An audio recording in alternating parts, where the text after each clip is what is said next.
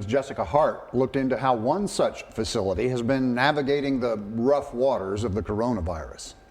At CenterPointe Hospital, COVID-19 restrictions have limited the number of patients the counselors can see in person. So they did what most providers have done. They went virtual.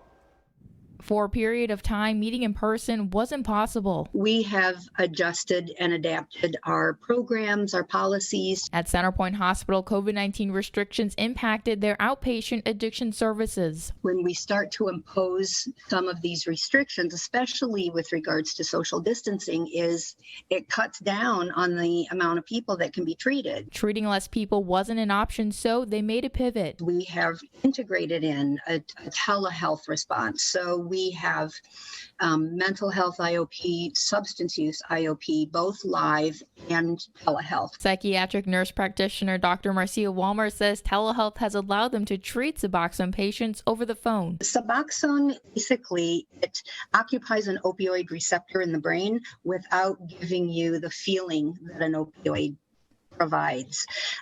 So it helps to reduce cravings. Prior to COVID-19, it wasn't legal to prescribe Suboxone over the phone, but then the virus hit, and the federal government allowed doctors to do telehealth visits with these patients as long as they've been initially seen.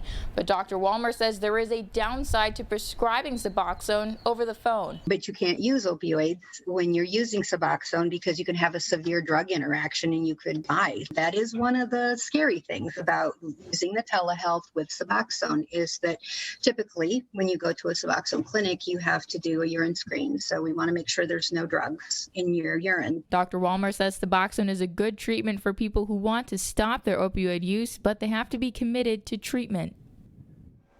So far, Walmer says they haven't had any issues with telehealth and Suboxone patients. She does note telehealth has been a great way to visit with patients, but people who often struggle with opioid use disorder don't have access to it. And if you've been impacted by opioids and would like to share your story, message us on Facebook and Twitter or email us at news@krcgtv.com.